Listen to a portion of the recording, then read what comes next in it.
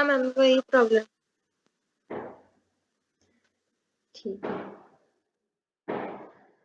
चलिए हमने न्याय दर्शन से रिलेटेड हमने देखा था। ठीक है, न्याय दर्शन के सामान्य जो परिचय है वो हमने देखा था। जैसे न्याय दर्शन के प्रणेता जो है महर्षि गौतम है।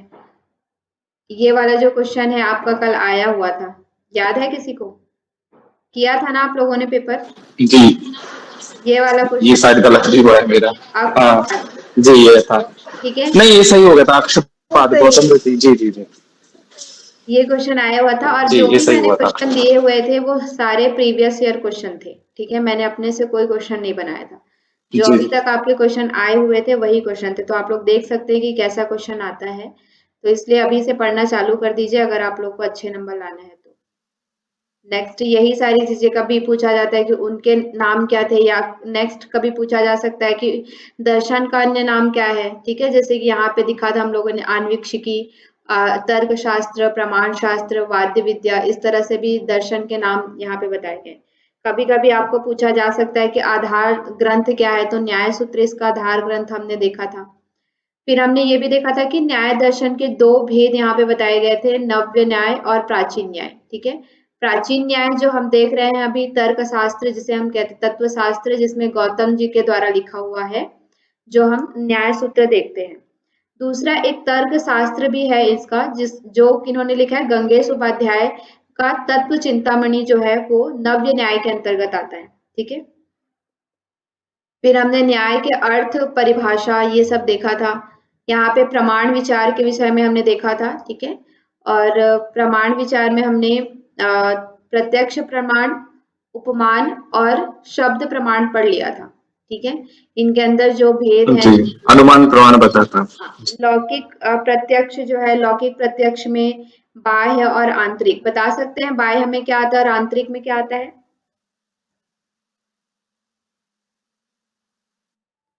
लौकिक प्रत्यक्ष में बाह्य में कौन कौन सी चीजें आती है?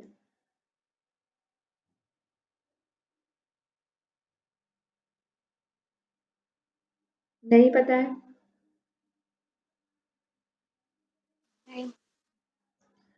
बाह्य में जो हमारे 5 ज्ञानेंद्रिय हैं, ठीक है, जो हमारे कौन कौन से हैं, आँख, कान, नाक, जीवा और त्वचा, ये जो हमारे 5 ज्ञानेंद्रिय हैं, उससे रिलेटेड उनके द्वारा जो हमें ज्ञान प्राप्त होता है वो बाह्य ज्ञान के अंतर्गत आता है।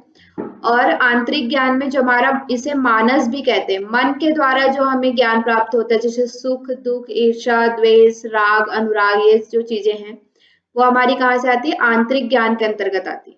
ठीक है, तो ये दो चीजें हमने यहाँ पे देखी थी, बाह्य और आंतरिक। इसी में एक दूसरा भेद भी आता है, निर्विकल्प, सविकल्प और प्रत्यभिज्ञा। निर्विकल्प में क्या आता है? उस दिन मैंने इसको बहुत अच्छे से एक्सप्लेन किया था, निर्विकल्प और सविकल्प के विषय में, याद है आपको? आप लोग कोरिलेट करते हुए चलिए, अदरवाइज आप लोग को याद नहीं होगा, क्योंकि सिलेबस बहुत बड़ा है और इस तरह से आप पीछे की चीजें 1 दिन या 2 दिन में ही भूलते जाएंगे, तो फिर आप लोग कैसे याद करेंगे बाकी सिलेबस? अभी तो हठ योग है, पातंजल योग दर्शन है, फिर और भी बहुत सारी चीजें हैं, उपनिषद हैं इतने सारे, 18 उपनिषद आपके सिलेबस में है, फिर 8 हठ योगिक ग्रंथ है। अगर आप छोटी छोटी चीजों को भूलते जाएंगे तो कैसे होगा? निर्विकल्प में हमने देखा था कि जब हम किसी वस्तु के विषय में थोड़ा ज्ञान प्राप्त करते हैं, या उनके निर्विकल्प यानी कि उनके विकल्पों का जब हमें ज्ञान नहीं होता, उनके गुणों का जब हमें ज्ञान नहीं होता है, तो वो क्या होता है? निर्विकल्प ज्ञान होता है। ठीक है, और सविकल्प ज्ञान किसे कहते हैं? जब उसी वस्तु के विषय में जब हम उनके गुणों के साथ ज्ञान प्राप्त कर लेते हैं, तो वो क्या है? उसका सविकल्प ज्ञान। ठीक है, आपकी आवाज नहीं आ रही है दिवाकर जी।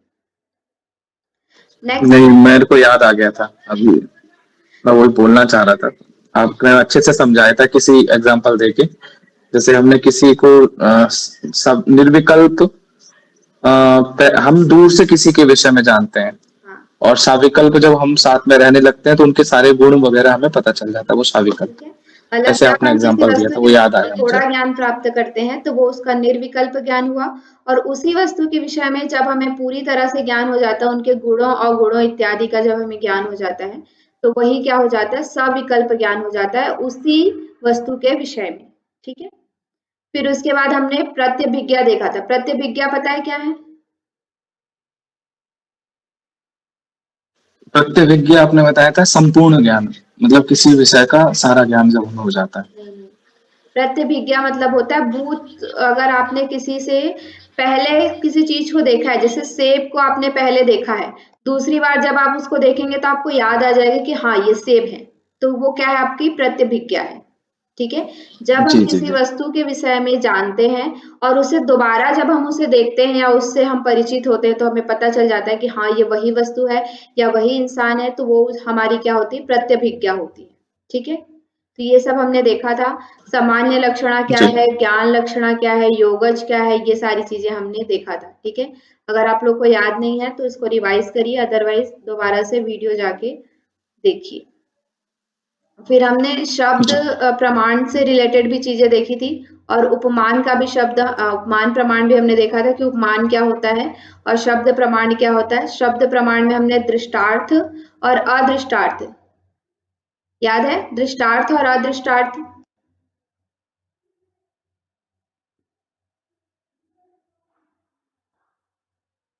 ठीक है, पढ़ के आएंगे कल आप लोग, लौकिक और वैदिक, अदृष्टार्थ। बाकी जो हम प्रमाण पढ़े हैं उनको भी, और आज जो हम पढ़ेंगे वो सब भी आप लोग पढ़ के आएंगे। ठीक है, देखिए प्रत्यक्ष के विषय में हमने देखा था, ये जो आया हुआ है ये वाला जो है, इंद्रिय इंद्रियार्थ सन्निकर्ष उत्पन्नम उत्पन्नम ज्ञानम।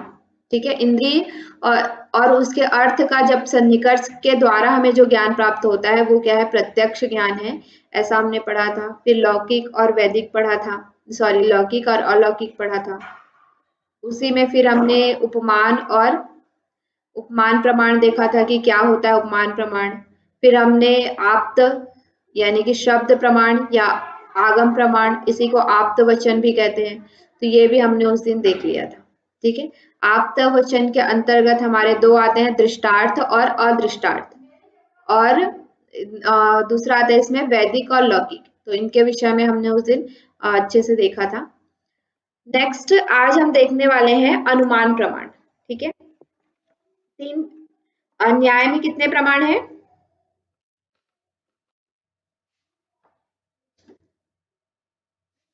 न्याय में कितने प्रमाण हैं? 5। अरे 5। अब मैं क्या कहूँ आप लोगों को, गिनिए कितने हैं। 4। 4 प्रमाण है इसमें। ठीक है, ध्यान रखिए इन चीजों को, पूछा जाता है कि ये फर्स्ट पेपर में भी आता है। मैंने आप लोग को उस दिन भी बताया था कि न्याय का जो प्रमाण विचार है वो आपके फर्स्ट पेपर के लॉजिकल रीजनिंग इंडियन लॉजिक के लिए भी इम्पोर्टेंट है। ठीक है, तो वहां भी ये पूछ लिया जाता है कि न्याय में कितने प्रमाण है, आपके फर्स्ट पेपर में भी पूछ लिया जाता है। न्याय के अनुमान के अंतर्गत कौन कौन से प्रमाण आते हैं ये भी पूछ लिया जाता है, तो ये आपके फर्स्ट पेपर के कंटेक्स्ट में भी इम्पोर्टेंट है। तो दोनों के लिए इसको आपको पढ़ना है। फर्स्ट पेपर में जब हम लॉजिकल रीजनिंग पढ़ेंगे उस समय भी इसके बारे में देखेंगे और अच्छे से, बट अभी से जब आपके ये चीजें क्लियर रहेंगी तो वहां पे और अच्छे से क्लियर होंगी। ठीक है, दोबारा से रिवाइज करिए सारी चीजें। चलिए अभी हम देखने वाले हैं अनुमान प्रमाण। ठीक है, शब्द उपमान और प्रत्यक्ष प्रमाण हमने देख लिया है। नेक्स्ट आज हम देखने वाले हैं अनुमान प्रमाण। अनुमान का अर्थ क्या होता है? अनुमान जो शब्द है वो दो शब्दों से मिलकर बना है, पहला क्या है अनु और दूसरा क्या है मान। ठीक है, अनु मतलब क्या, पश्चात या फिर बाद में। ठीक है, और मान मतलब ज्ञान, जो ज्ञान हमें बाद में प्राप्त होता है या किसी ज्ञान के पश्चात हमें जो ज्ञान प्राप्त होता है उसे हम क्या कहते हैं, अनुमान प्रमाण कहते हैं। ठीक है, पश्चात ज्ञान मतलब यह ज्ञान किसके बाद प्राप्त होता है, प्रत्यक्ष ज्ञान पर आधारित होता है। प्रत्यक्ष ज्ञान के बाद हमें क्या, हम उस पे क्या कर सकते हैं, अनुमान प्रमाण कर सकते हैं। ठीक है, अनुमान लगा सकते हैं। जब हमें किसी विषय के बारे में कुछ भी नहीं पता है, जैसे कि गाय के 4 पैर हैं, आपको पता ही नहीं है गाय के 4 पैर हैं, तो आप किसी और जानवर के विषय में कैसे अनुमान लगा सकते हैं कि जैसे गाय के 4 पैर होते हैं उसी तरह इस जानवर के भी 4 पैर हैं। ठीक है, जब हमें किसी वस्तु का प्रत्यक्ष ज्ञान होता है उसके बाद ही हम किसी और वस्तु के विषय में अनुमान लगा सकते हैं। ठीक है। तो यहाँ पे यही है कि प्रत्यक्ष ज्ञान पर आधारित या प्रत्यक्ष प्रमाण पर आधारित जो प्रमाण होता है वो क्या है, अनुमान प्रमाण है।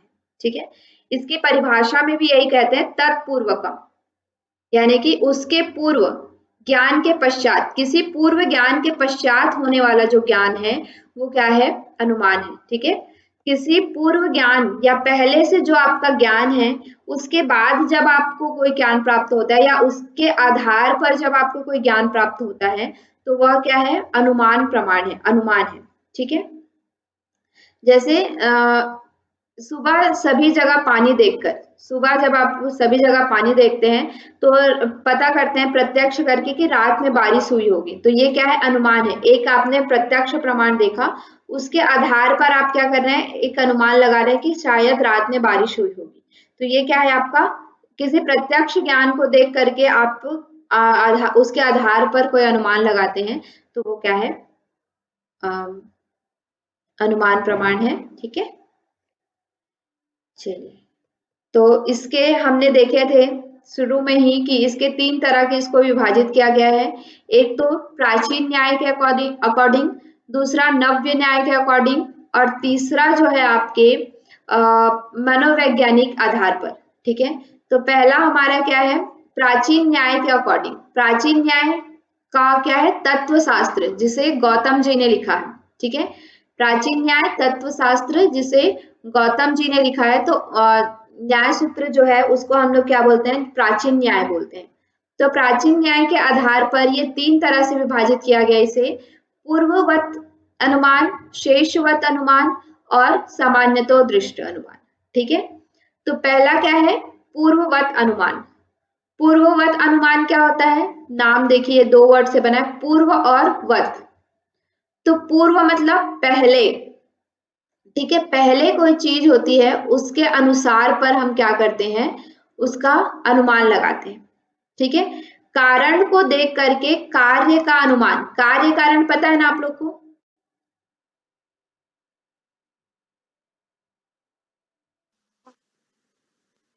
कार्य कारण पता है, हाँ, ठीक है जी, कार्य कारण के विषय में हमने और किसी दर्शन में पढ़ा है, सांख्य दर्शन। सांख्य दर्शन में उसका अवधारणा क्या है, सांख्य दर्शन के कार्य कारण सिद्धांत को क्या कहते हैं, सत्कार्यवाद। ठीक है, तो कार्य कारण को देख करके जब हम कार्य का अनुमान लगाते हैं तो उसे हम क्या कहते हैं, पूर्ववत अनुमान। क्लियर है, तो यहाँ पे क्या है, कारण के अनुसार जब हम कोई कार्य का अनुमान लगाते हैं, जैसे कि जहां कारण को देख करके कार्य का अनुमान लगाया जाता है, जैसे काले बादल को देख करके वर्षा होने का जब अनुमान लगाते हैं। ठीक है, जब हमने देखा कि काले बादल आ रहे हैं तो हम क्या अनुमान लगाते हैं कि शायद अभी क्या हो सकती है, बारिश हो सकती है, वर्षा हो सकती है, इस तरह से जब अनुमान लगाते हैं। ठीक है, प्रत्यक्ष हमारा क्या है, कारण, यहाँ पे प्रत्यक्ष क्या है हमारा, काले बादल जो कारण है वो प्रत्यक्ष है, और उसके बाद हम अनुमान लगा रहे हैं किसका, बारिश होने का, कार्य का। ठीक है, तो ये क्या होता है, पूर्ववत अनुमान, उसके कारण को देख करके हम कार्य का अनुमान लगाते हैं, कार्य का पता लगाते हैं, तो ये क्या होता है, पूर्ववत अनुमान होता है। ठीक है, इसी के जस्ट विपरीत, इसी के अपोजिट क्या होता है, शेषवत अनुमान होता है। ठीक है, इसमें क्या होता है, शेष मतलब बाद, जो बचा हुआ है। ठीक है, शेष मतलब आप लोग वर्ड से भी समझ रहे होंगे, जो बचा हुआ है या बाद में जो चीज है। ठीक है, वत का मतलब क्या है, अनुसार। तो किसी कार्य को देख करके हम क्या करते हैं, कारण का अनुमान लगाते हैं। ठीक है, कार्य को देख करके, कोई कार्य हो चुका है, उस कार्य को देख करके हम क्या करते हैं, कारण का अनुमान लगाते हैं। तो ये क्या होता है, शेषवत, यहाँ पे ये पूर्ववत ही लिखा हुआ है गलती से, ये शेषवत है। ठीक है, तो इसे हम क्या कहते हैं, शेषवत अनुमान कहते हैं, जहां कार्य को देख करके कारण का अनुमान लगाया जाता है। जैसे अभी हमने प्रीवियस में भी इसको देखा, प्रातः सड़क क्या है, गीली है, देख करके रात में बारिश हुई होगी, ऐसा हम क्या करते हैं, अनुमान लगाते हैं। ठीक है, सभी तरफ जो सड़कें हैं वो क्या है, गीली है, तो रात में सभी तरफ जो सड़कें हैं वो गीली है, ऐसा हमने देखा, तो फिर हमने अनुमान लगाया कि शायद रात में क्या हुई होगी, बारिश हुई होगी। तो जो कार्य को देख करके जब हम कारण का पता लगाते हैं कि इसका कारण क्या होगा, सभी तरफ सड़क जो गीली है उसका कारण क्या है, बारिश हुई है, ठीक है। तो ये क्या है, शेषवत अनुमान हुआ। क्लियर है, पूर्ववत और शेषवत। जी। फिर ये क्या है, ये दोनों से अलग है सामान्यतो दृष्ट, ठीक है। सामान्यतो दृष्ट यानी कि समझ में आ रहा है, सामान्य, ये शेषवत या पूर्ववत से नहीं, या कार्य कारण सिद्धांत से संबंधित नहीं होता है, ठीक है। ये सामान्यता जो हमारा एक तरह से हम क्या, कॉमन सेंस, ठीक है। कॉमन सेंस जो होता है, जो सामान्यता जो कारण या कार्य से संबंधित नहीं होता है, ठीक है। जैसे देखिए यहाँ पे लिखा हुआ है, कार्य कारण का कोई संबंध इसमें नहीं होता है, ठीक है। समान रूप से देखते हैं और उस आधार पर हम क्या लगाते हैं, अनुमान करते हैं। जैसे आपको बोला जाए कि गाय है, तो गाय है तो आपके दिमाग में अभी आ गया होगा कि गाय कैसा होगा, उसके 4 पैर होंगे, उसके पूंछ होंगी, उसके क्या होंगे, मतलब कि कान होंगे, ठीक है, सिंग होगा। इस तरह से आपके दिमाग में आ गया होगा कि गाय को, क्योंकि आपने पहले देखा है। तो गाय अगर बोला जाए तो गाय के विषय में हमें पूरा वो नहीं करना पड़ता, एक्सप्लेन नहीं करना पड़ता है कि एक गाय है जिसके 4 पैर हैं, 1 पूंछ है, 2 कान है, 2 सिंग है। इस तरह से हमें पूरा मतलब एक्सप्लेन नहीं करना पड़ता। जैसे ही हमें गाय बोला जाता है तो हमें समझ में आ जाता है कि हाँ गाय ऐसा होगा, ठीक है।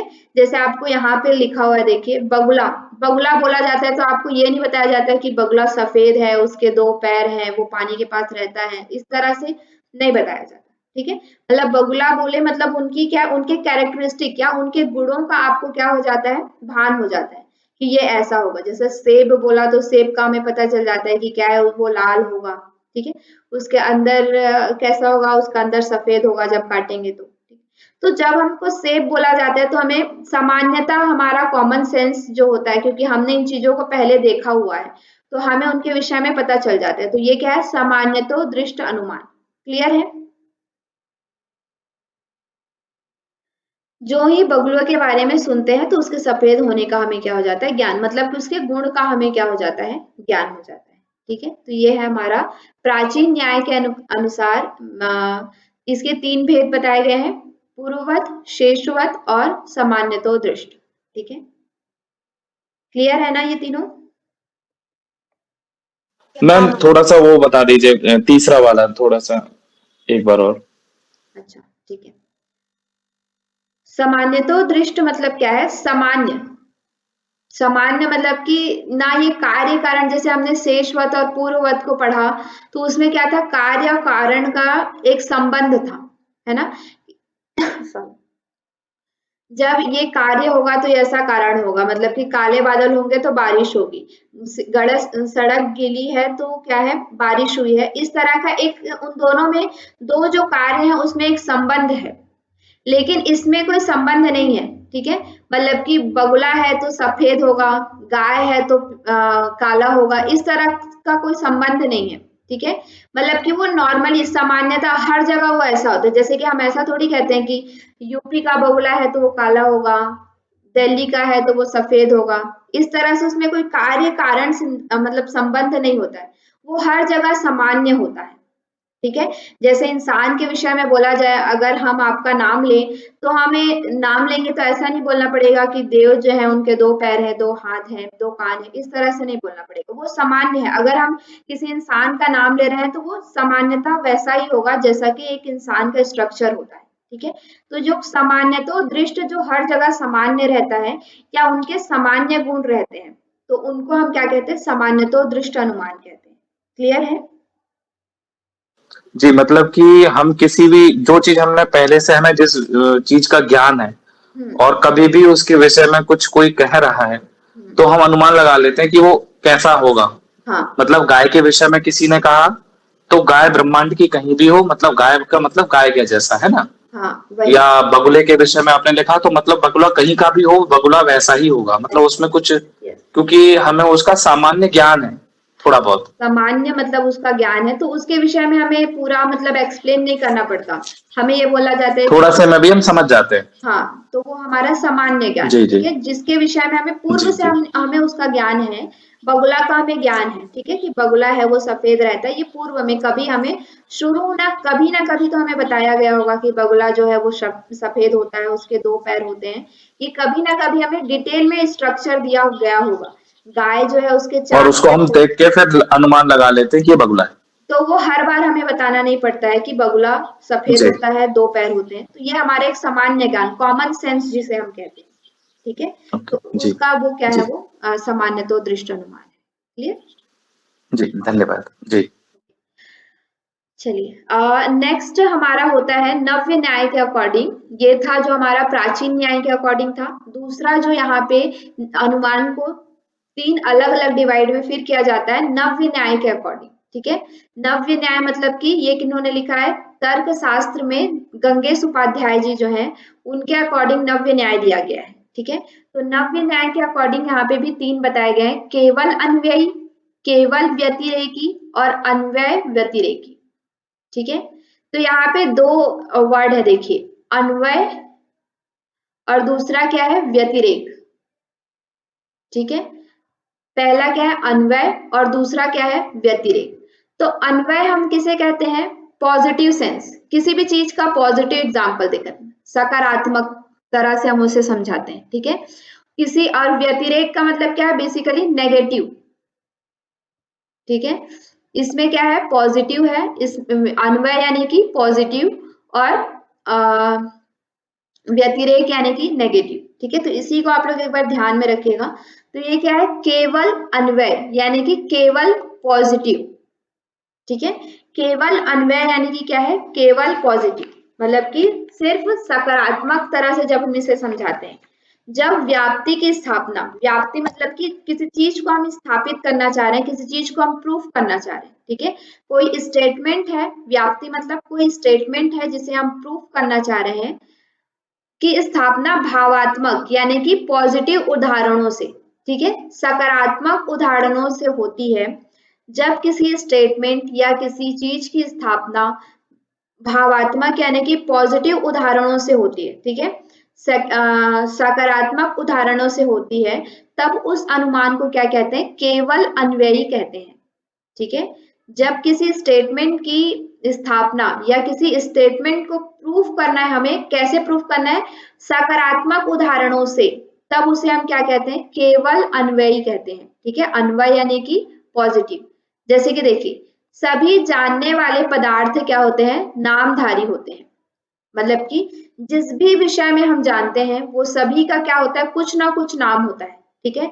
जैसे आप देख लीजिए, आपके सामने जो भी चीज रखी होगी, हर चीज का कुछ ना कुछ नाम होगा। टेबल है, चेयर है, बॉटल है, बैग है, लैपटॉप है, ठीक है, जमीन है, आकाश है, हर वो चीज जिसके विषय में हम जानते हैं उन सभी का क्या होता है, नामधारी होता है, ठीक है। उनके कुछ ना कुछ नाम होते हैं। ये क्या है, एक पॉजिटिव सेंस है, मतलब पॉजिटिव वे में बताया जा रहा है, ठीक है। जैसे घड़ा है, उसका नाम है, टेबल है, उसका टेबल उसका नाम है, ठीक है। फोन है तो फोन उसका नाम है, लैपटॉप है तो लैपटॉप उसका नाम है, paper, copy, bag, chair, table, bed, anything जो भी आपको दिखता है वो सभी क्या है, नामधारी है। क्लियर है क्या, केवल अन्वयी?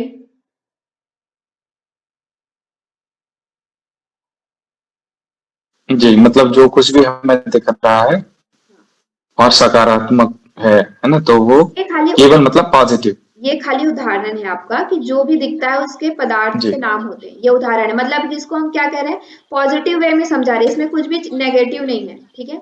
मतलब कि जब हम उसको भावात्मक उदाहरणों से या फिर सकारात्मक उदाहरणों से पॉजिटिव वे में जब उसे हम समझाएं, तो उसको हम क्या कहते हैं, केवल अन्वयी कहते हैं, ठीक है।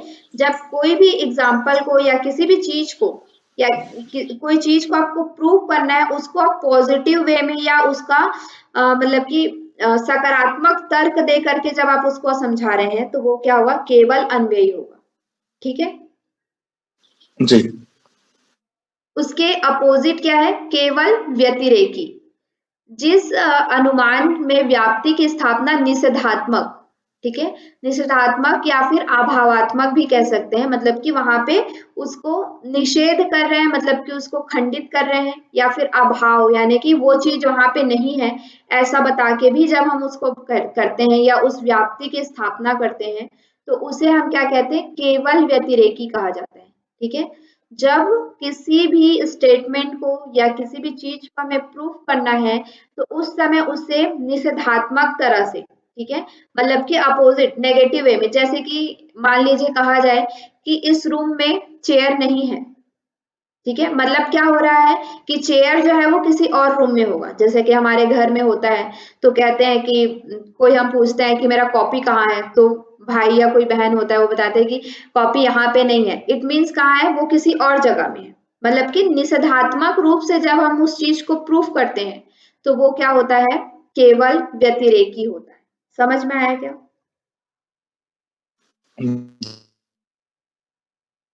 आपकी आवाज कट रही है। जैसे कि देखिए यहाँ पे एग्जांपल जी दिया जी है, समझ।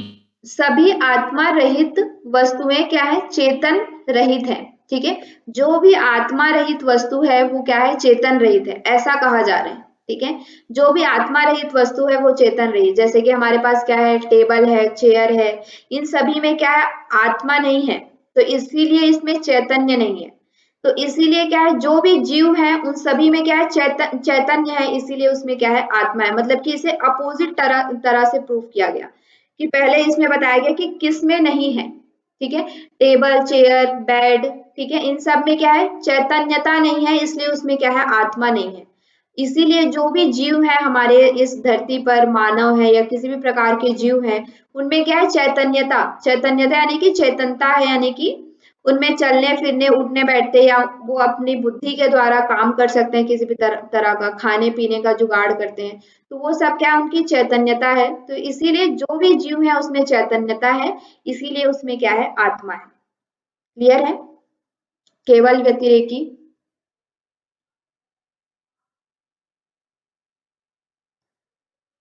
क्लियर है क्या?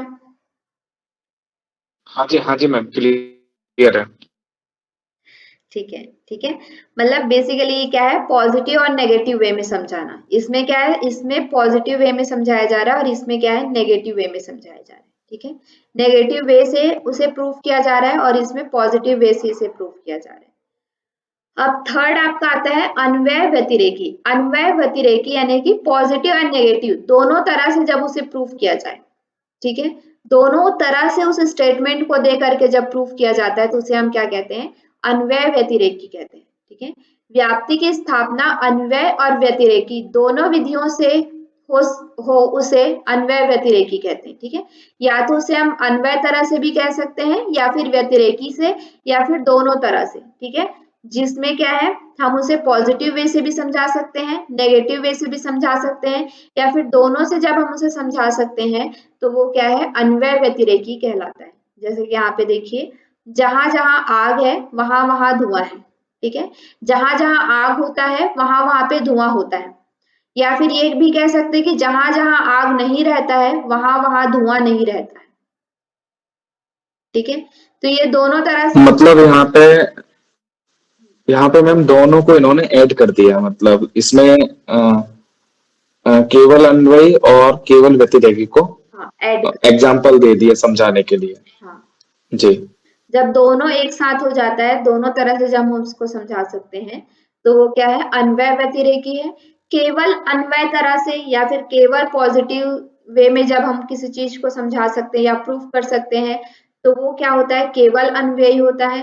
केवल निषेधात्मक या फिर अभावात्मक तरह से जब हम उसे समझाते हैं या नेगेटिव वे में जब हम उसे समझाने की कोशिश करते हैं तो वो हमारा क्या होता है, केवल व्यतिरेकी होता है।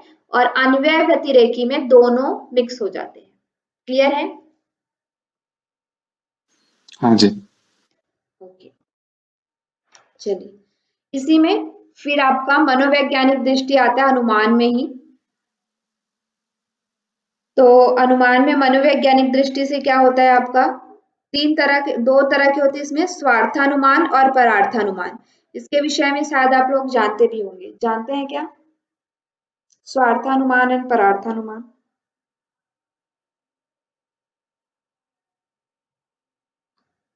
जानते हैं? मैम याद नहीं, मैंने नहीं सुना, कहीं पढ़ा हुआ तो याद नहीं यार। ठीक है, चलिए देखते हैं अभी। तो ये क्वेश्चन आया हुआ है, स्वार्थानुमान में कितने होते हैं? 3 वाक्य होते हैं, ठीक है, और परार्थानुमान में 5 वाक्य होते हैं। ये क्वेश्चन आपके फर्स्ट पेपर में भी आता है और सेकंड पेपर में भी आता है। क्योंकि ये मैंने पढ़ाया नहीं था इसलिए अभी इस बार नहीं दिया था मैंने आप लोगों को, बट ये क्वेश्चन आया हुआ है, ठीक है। तो याद रखिएगा, परार्थानुमान के अंतर्गत कितने वाक्य होते हैं? 5 वाक्य होते हैं, इसीलिए इसको पंच अव्यय अनुमान भी कहते हैं, ठीक है। परार्थानुमान में 5 वाक्य होते हैं, इसलिए इसे पंच अवयव अनुमान भी कहते हैं, तो ये भी आप लोग याद रखिएगा।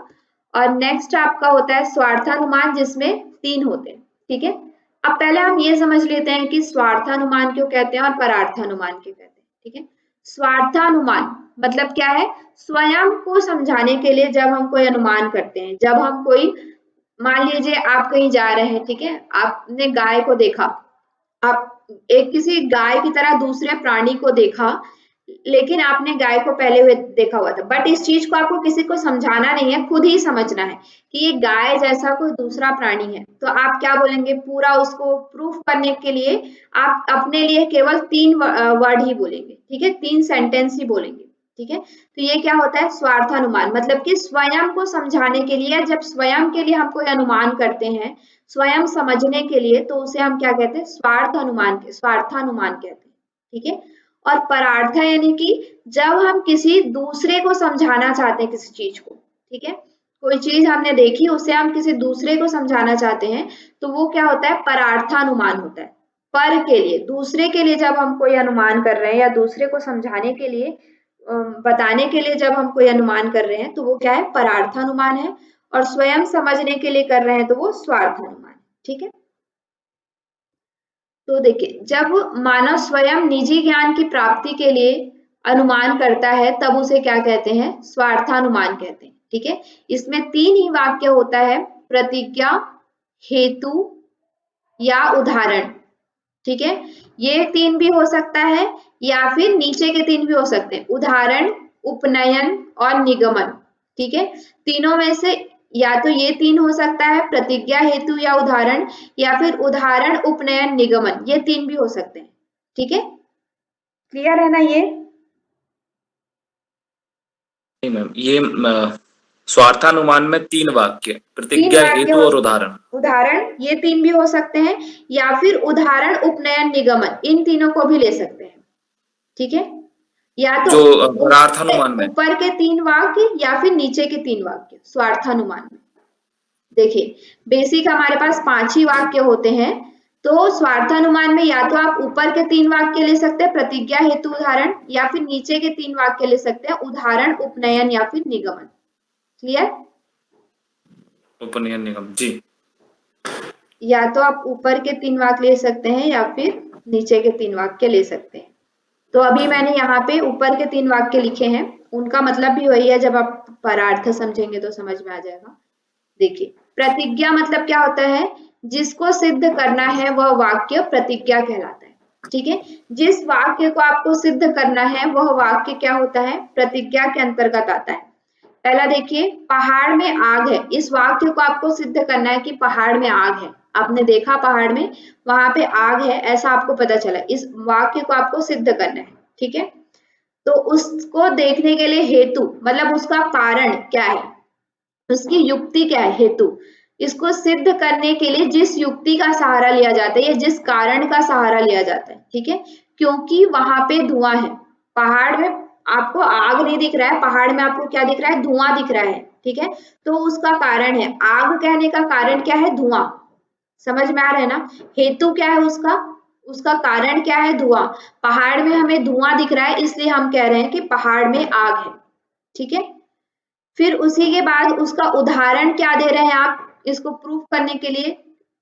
कि प्रतिज्ञा एवं हेतु वाक्य को सिद्ध करने के लिए जिस उदाहरण का सहारा लिया जाता है, तो क्या होता है? जहां जहां धुआं होता है वहां वहां आग होता है। जैसे रसोई घर, हमने रसोई घर में देखा है कि जहां जहां धुआं होता है वहां वहां पे आग होता है, ठीक है। समझ में आया क्या? जी। 3 वाक्य होता है एक हमारे पास प्रतिज्ञा, जिस वाक्य को हमें प्रूफ करना होता है, ठीक है। अनुमान लगा रहे हैं, ध्यान रखिएगा। तो अनुमान लगा रहे हैं मतलब आग वहां पे आपको पूरा नहीं दिख रहा है, अगर वहां पे आग दिखता तो ये क्या हो जाता, प्रत्यक्ष हो जाता, ठीक है। पहाड़ में अगर आपको आग ही दिख रहा होता तो वो प्रत्यक्ष हो जाता, लेकिन आपको अनुमान लगा रहे हैं कि पहाड़ में आग है, मतलब आपको पूरा आग दिखाई नहीं दे रहा है, ठीक है। उसको आपको प्रूफ करना है, तो प्रूफ करने के लिए आपने क्या कुछ कारण देखा होगा, तभी आप कह रहे होंगे कि वहां पे आग है। तो आग के लिए आपने कारण क्या देखा, धुआं, वहां पे धुआं था, इसलिए आपने कहा कि वहां पे क्या है, आग है। अब उसको प्रूफ करने के लिए आप एक उदाहरण दे रहे हैं कि जहां जहां धुआं होता है वहां पे आग होता है, जैसे कि रसोई घर, ठीक है।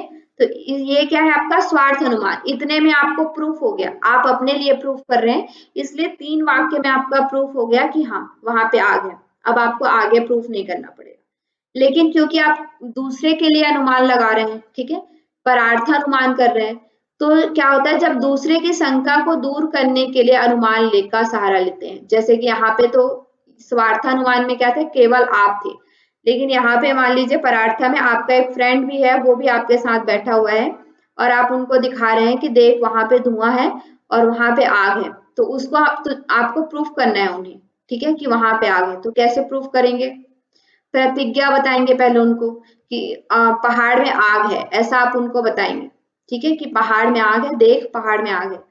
फिर उसके बाद आप उनको बोलेंगे हेतु, क्योंकि वहां धुआं दिखाई दे रहा है इसलिए वहां पे आग है, ऐसा उनको बताएंगे, क्योंकि वहां पे देख वहां पे धुआं है, ठीक है। उनका कारण क्या है, आपके आग बोलने का कारण क्या है कि वहां पे धुआं है, ठीक है। फिर आप उनको उदाहरण बताएंगे कि जहां जहां धुआं होता है वहां वहां आग रहता है। ये यहाँ तक आपके स्वार्थानुमान तक ही है, जैसा स्वार्थानुमान में है वैसा ही। फिर आपने उदाहरण दिया जहां जहां धुआं है वहां वहां आग है, फिर उसका उपनय बताएंगे कि पहाड़ में भी धुआं है, ठीक है। देखिए हेतु वाला वाक्य यहाँ पे क्या हो रहा है, फिर से रिपीट हो रहा है कि पहाड़ में क्या है, धुआं है, इसलिए फिर यहाँ पे क्या है, नेक्स्ट वाक्य जो आपका है प्रतिज्ञा वाला, वो आपका कहाँ पे, निगमन में फिर से रिपीट होगा, इसलिए पहाड़ में आग है। यहाँ पे 5 बार में वो क्या हुआ, प्रूफ हुआ, क्योंकि आपने दूसरे को प्रूफ कर रहे हैं, ठीक है। समझ में आया क्या ये चीज?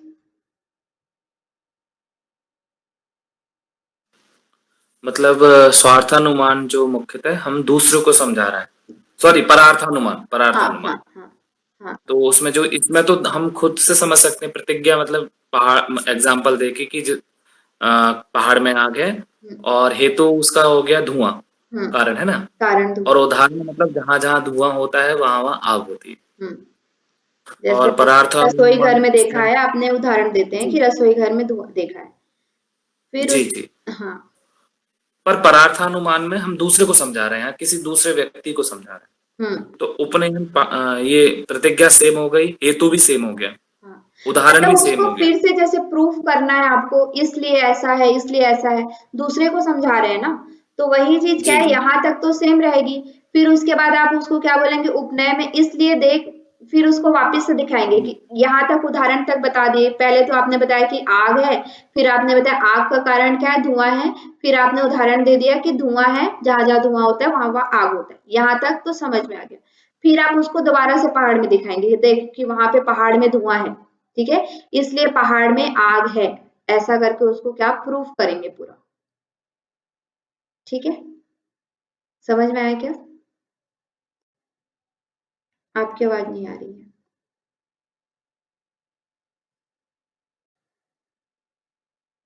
इसीलिए हम इसमें स्वार्थानुमान में इन तीनों को भी ले सकते हैं, क्योंकि ये उपनय और जो निगमन है वो बेसिकली हमारे प्रतिज्ञा और हेतु की तरह ही होता है, ठीक है। इसलिए हम डायरेक्ट उदाहरण बोलेंगे, जहां जहां आग होता है वहां वहां धुआं होता है, इसलिए पहाड़ में धुआं है, इसलिए पहाड़ में आग है। इन 3 वर्ड से, इन तीनों से भी हम उसको प्रूफ कर सकते हैं स्वार्थानुमान को, ठीक है।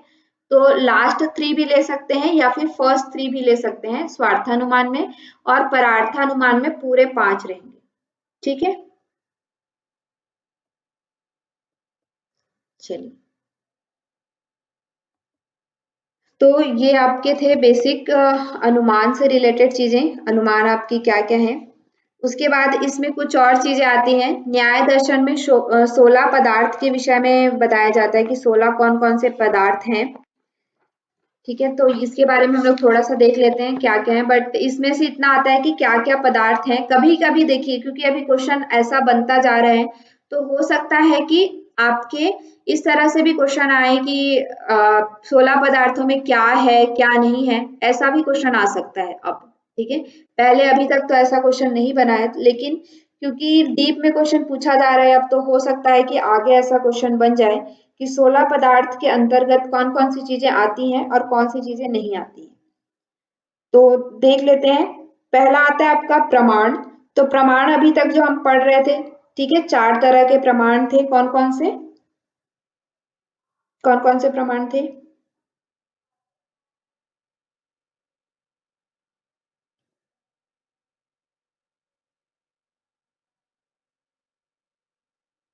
ठीक है, प्रत्यक्ष, अनुमान, उपमान और शब्द, 4 तरह के हमने यहाँ पे प्रमाण देखे। ठीक है, तो वही प्रमाण के बारे में यहाँ पे बताया जा रहा है।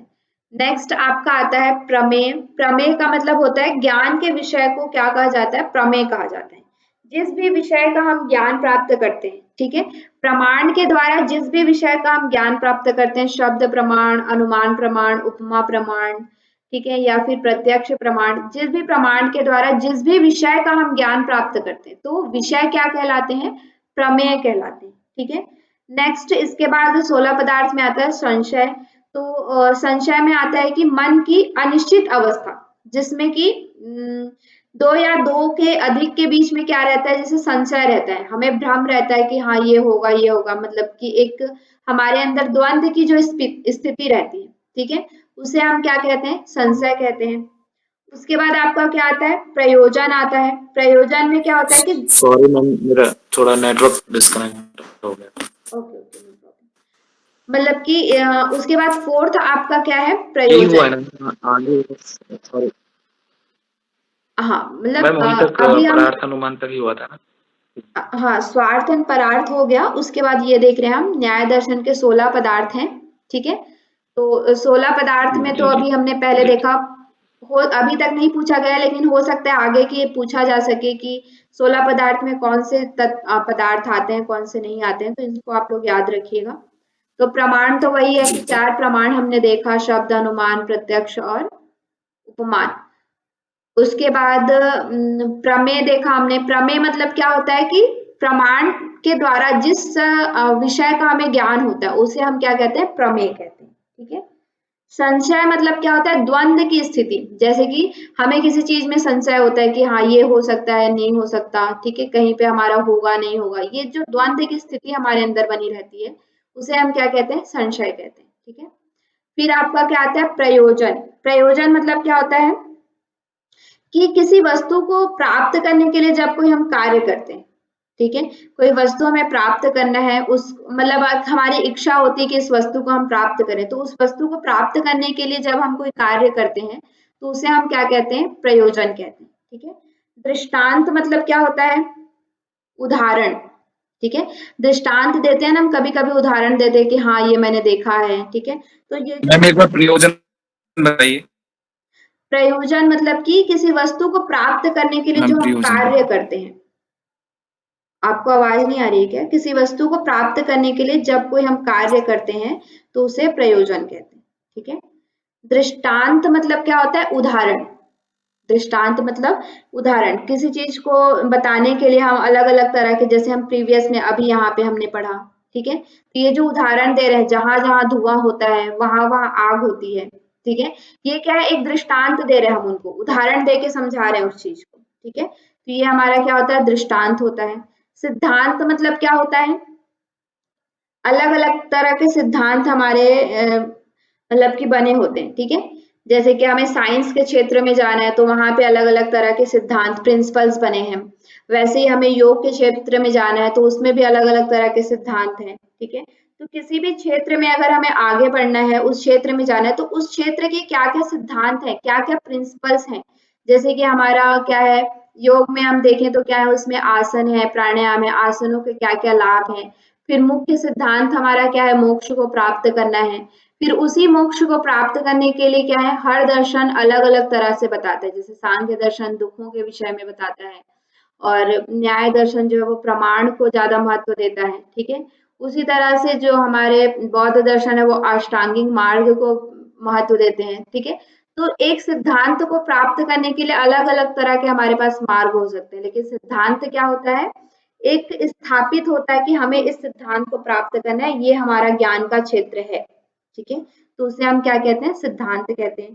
फिर अवयव, यानी कि जो हमारे पंच अवयव अभी हमने पढ़े, कौन कौन से अवयव थे, पंच अवयव।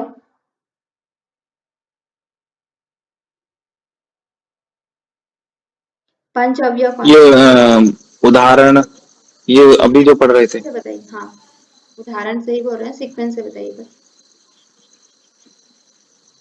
याद है क्या, प्रतिज्ञा, हेतु, उदाहरण, उपनयन हाँ और निगमन, ठीक है। तो ये हमारे जी जी अवयव जी हैं, जी। ठीक है। सिद्धांत तक पहुंचने के लिए, उसे प्रूफ करने के लिए हमारे कुछ अवयव होते हैं, उस पे हम तर्क करते हैं। तर्क मतलब समझते हैं कि किसी चीज को हमें साबित करना है, तो उसको हम क्या करते हैं, तर्क करते हैं उस पे, ठीक है। मतलब कि उस पे वाद विवाद, इस तरह से हम उस पे क्या करते हैं, तर्क करते हैं कि हाँ ये ऐसा होगा, ठीक है। उसके लिए अलग अलग लॉजिक हम निकाल के लाते हैं, अलग अलग प्रमाण हम निकाल के लाते हैं, तो ये क्या है, तर्क है। फिर उसके बाद आपका क्या आता है, निर्णय, ठीक है। निर्णय में क्या होता है कि निश्चित ज्ञान को निर्णय कहा जाता है, मतलब कि एक निश्चित ज्ञान है, उस पे कोई संशय नहीं होता है। जैसे कि हमने थर्ड में क्या देखा कि कुछ संशय रहता है, द्वंद्व की स्थिति रहती है, लेकिन निर्णय मतलब क्या होता है, एक निश्चित ज्ञान जिसमें किसी भी प्रकार के द्वंद्व की स्थिति नहीं होती है, ठीक है। उसमें किसी भी प्रकार का संशय नहीं होता है, उसे हम क्या कहते हैं, निर्णय कहते हैं। फिर उसके बाद आपका क्या आता है, वाद।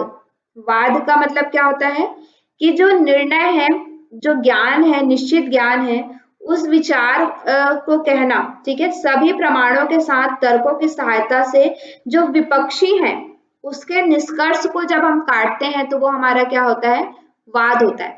जब पूरे प्रमाण के साथ, पूरे तर्क के साथ जब हम किसी विपक्षी हैं उनके तर्कों को काटते हैं, या उनके शब्दों को जब हम काटते हैं, तो वो क्या होता है, वाद होता है। ये क्वेश्चन आता है कि वाद क्या होता है, जल्प क्या होता है, वितंडा क्या होता है, ये सारे क्वेश्चन आते हैं, ठीक है।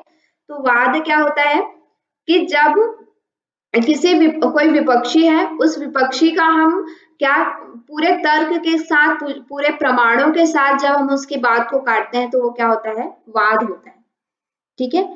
जल्प मतलब क्या होता है, जीतने की अभिलाषा से जब हम तर्क करते हैं, ठीक है, जीतने की अभिलाषा से। जैसे वाद में क्या होता है कि हम, वाद के अंदर कोई जीतने की अभिलाषा वगैरह नहीं होती है, हमें जीतना ये नहीं होता है, लेकिन हमारे पास प्रूफ है, हमारे पास तथ्य है, प्रमाण है, इस वजह से हम उनके बातों को काट रहे हैं, ठीक है। लेकिन जल्प में क्या होता है, जीतने की अभिलाषा होती है कि हमें जीतना ही है, तो जीतना है तो हम कुछ गलत भी कर सकते हैं, ठीक है। विजय को ही हमें प्राप्त करना है, तो उसके लिए हम कुछ मतलब कि कुछ गलत शब्दों का भी प्रयोग कर सकते हैं जल्प के अंतर्गत, लेकिन वाद के अंतर्गत हम किसी भी गलत तरह के शब्दों का प्रयोग नहीं करते, ठीक है। फिर उसके बाद क्या आता है, जल्प मतलब क्या होता है कि हमें जीतना है, इस उद्देश्य से हम कोई कार्य करते हैं। तर्क वितर्क, डिबेट आप लोगों ने देखा होगा, ठीक है। तो ये बेसिकली डिबेट के बारे में बता रहे हैं। डिबेट में जो होता है, वाद मतलब क्या होता है कि हम नॉर्मली दो लोग के बीच में डिबेट हो रहा है, तो आपके पास प्रूफ है, इसलिए आप उसको, उसका कटाक्ष कर रहे हैं। लेकिन जल्प के अंतर्गत क्या होगा, डिबेट हम इसलिए कर रहे हैं क्योंकि हमें जीतना है, ठीक है। उसके बाद वितंडा जो है, वितंडा में क्या होता है, यह मतलब कि केवल जीतने के उद्देश्य से, ठीक है। जल्प के अंतर्गत फिर भी एक जीतने का उद्देश्य रहता है, लेकिन फिर भी ठीक है, हार गए तो कोई बात नहीं, मतलब कि इसमें हम इतना भी गलत चीजों का प्रयोग नहीं करते, लेकिन कर सकते हैं क्योंकि जीतना है। लेकिन वितंडा के अंतर्गत क्या होता है, केवल जीतना ही है, हमें हारना ही नहीं है, तो हारना नहीं है तो हम कुछ भी बोल सकते हैं, ठीक है। प्रतिवादी के जो विचार है, मतलब विपक्षी का जो विचार है, उसे हम काटने की पूरी तरह से चेष्टा करते हैं क्योंकि हमें जीतना है, ठीक है। ये हमारा क्या होता है, वितंडा के अंतर्गत होता है। समझ में आ रहा है ना, वाद, जल्प, वितंडा, ये सब, ये क्वेश्चन पूछा जाता है क्योंकि, ठीक है। फिर उसके बाद आपका हेत्वाभास। हेत्वाभास बहुत इंपॉर्टेंट है, आपके फर्स्ट पेपर के कंटेक्स्ट में भी बहुत इंपॉर्टेंट है हेत्वाभास। तो हेत्वाभास में क्या होता है, हेतु, हेतु हमने पढ़ा अभी, हेतु कोई बता सकते जी। क्या है हेतु? हेतु मतलब जो कारण, मतलब धुआं जो था हमने बताया ना, हाँ हाँ उदाहरण और फिर हेतु। ठीक है, तो तो किसी चीज उसमें का जो कारण बता। आग जहाँ है, जी ठीक है, मतलब हेतु मतलब क्या है, जो चीज हम प्रूफ करना चाह रहे हैं उस चीज को हम ऐसा क्यों कह रहे हैं, पहले तो हमें यही प्रूफ करना पड़ेगा ना कि हम ऐसा क्यों कह रहे हैं, उसका कारण क्या है। कोई चीज आप प्रूफ करना चाह रहे हैं, गाय है, गाय को उसके 4 पैर हैं, मतलब कोई आपने प्राणी देखा तो आपने बोला कि ये गाय जैसा प्राणी है, ठीक है, ये आपने कहा, तो आप क्यों कह रहे हैं, क्योंकि इसके 4 पैर हैं, ठीक है। तो उदाहरण क्या दे रहे हैं कि गाय के भी 4 पैर हैं, ठीक है, फिर उपनयन में जा रहे हैं, इसीलिए इसके भी 4 पैर हैं, इसीलिए यह गाय जैसा प्राणी है, ऐसा हम बोल रहे हैं, ठीक है। मतलब क्या हेतु बता रहे हैं, हम उसका कारण बता रहे हैं एक तरह से कि हम उसको उस तरह का क्यों कह रहे हैं, पहाड़ में आग है ऐसा हम क्यों कह रहे हैं, क्योंकि वहां धुआं है, ठीक है, वो उसका कारण है। तो हेत्वाभास मतलब क्या होता है, उस कारण में किसी प्रकार का मतलब कि क्या कहें कि गलती आ जाती है, ठीक है, अनुमान करने में किसी प्रकार का दोष आ जाता है या दूषित हो जाता है, तो उसे हम क्या कहते हैं, हेत्वाभास कहते हैं, ठीक है। जब हम किसी प्रकार का अनुमान कर रहे हैं और उसमें हमसे कोई गलती हो जाती है, उस कारण को देखने में हमसे कोई गलती हो जाती है, ठीक है। जैसे यहीं पे हम देखें मतलब कि उस चीज में, तो धुआं आजकल किसकी वजह से भी हो सकता है, जैसे ठंडी के दिनों में धुआं जो होता है वो ठंडी की वजह से भी होता है ना, धुआं जो दिखता है मतलब कि कोहरा जिसे हम बोलते हैं, ठीक है, तो ठंडी की वजह से होता है, वो आग की वजह से नहीं होता है, ठीक है। तो हमारे देखने में कुछ दिक्कत हो गई या फिर हमारे समझने में, तो वो क्या हो जाएगा, उसका हेत्वाभास हो जाएगा। क्लियर है, मतलब हमारे समझने में या उस अनुमान को देखने में हमसे कोई दोष हो जाता है या हमसे कोई गलती हो जाती है, तो उसे हम क्या कहते हैं, हेत्वाभास कहते हैं, ठीक है। फिर उसके बाद आता है आपका छल। नेक्स्ट जो 14 नंबर है, किसी व्यक्ति की कही हुई बात को बदलकर जब उसमें हम कोई संकेत करते हैं, दोष संकेत करते हैं, ठीक है, मतलब उल्टा चीज हम उसको बताते हैं। कोई वस्तु जो है वो कहता है, मान लीजिए कि आपके पास कहते हैं कि मेरे पास 9 कपड़े हैं, 9, 9 मतलब क्या होता है, नव, नव, 9 मतलब 9 मतलब क्या होता है, एनीवन, नहीं पता है क्या आप लोग को? न्यू, हाँ, नव मतलब कि नया, न्यू। हाँ, ठीक है। लेकिन जब हम बोलते हैं तो नव ऐसे बोलेंगे कि मेरे पास 9 कपड़े हैं, तो वो क्या समझ में आ रहा है कि 9 मतलब 9, ठीक है, नाइन, हाँ। तो इसी तरह से जब हम किसी के बात को, यहाँ पे तो एक नॉर्मल सी चीज है, लेकिन जब हम किसी के बात को या किसी के शब्दों को गलत तरह से बदल कर उसे हम क्या करते हैं, समझाते हैं, ठीक है, बताते हैं, तो वो क्या होता है, छल होता है, ठीक है। जब हम किसी की कही हुई बात को उसे गलत इंटरप्रिटेट करके या गलत तरह से उसे बताते हैं, तो वो क्या होता है, छल होता है। उसी तरह से जाति भी इसी का एक प्रकार है, जिसमें कि क्या होता है, छल, ये भी हम दुष्ट उत्तर देते हैं, जब गलत तरह से हम किसी को उत्तर देते हैं, ठीक है, तो इसे हम क्या कहते हैं, जाति कहते हैं। नेक्स्ट आपका यहाँ पे क्या होता है, निग्रह स्थान। निग्रह स्थान मतलब क्या होता है कि जब किसी को हार मानना पड़ता है, ठीक है, अभी तक हम क्या कर रहे थे, निर्णय, वाद, वितंडा, जल्प, ये सारी चीजें क्या कर रहे थे कि हम एक जीत प्राप्त करने के लिए कर रहे थे। लेकिन एक स्थान ऐसा आता है कि 2 पक्ष है, तो 2 पक्ष में से किसी न किसी एक को तो हार मानना ही पड़ेगा, तो वो जो हार वाला स्थान जहाँ पे आता है उसे हम क्या कहते हैं, निग्रह स्थान कहते हैं, ठीक है, क्लियर। ये 16 तत्व, 16 पदार्थ यहाँ पे बताए गए हैं, और कुछ यहाँ पे अब ये मेन ये भी है कुछ थोड़ा सा, तो इसको आप लोग देख लीजिएगा कि ये भी एक ईश्वरवादी दर्शन है, ठीक है। अभी तक हमने जो भी दर्शन पढ़े, सांख्य दर्शन, जैन दर्शन, बौद्ध दर्शन, तो वो सारे दर्शन क्या थे, निरीश्वरवाद थे। उसके बाद जो योग दर्शन है और जो ये न्याय दर्शन है वो क्या है, ईश्वरवादी दर्शन है, ठीक है, ईश्वर को ये मानते हैं। और यहाँ पे आत्मा को क्या माना गया है, एक द्रव माना गया है, ये भी याद रखिएगा, आत्मा को क्या माना गया है, द्रव्य माना गया है। जैसे इसमें आत्मा में क्या होता है, अचैतन्यता होती है, और आत्मा के अंतर्गत क्या होता है कि दुख और सुख इन सब से बना होता है, एक द्रव्य की तरह इसको माना गया है, एक पदार्थ की तरह इसको माना गया है, ठीक है, आत्मा को। और यहाँ पे भी न्याय दर्शन का भी चरम लक्ष्य क्या है, मोक्ष को प्राप्त करना, ठीक है। बाकी जैसे दर्शनों का लक्ष्य है मोक्ष को प्राप्त करना, उसी तरह से न्याय का भी लक्ष्य क्या है, मोक्ष को प्राप्त करना ही है, ठीक है। तो इसके बाद वैशेषिक दर्शन है वो हम कल से देखेंगे।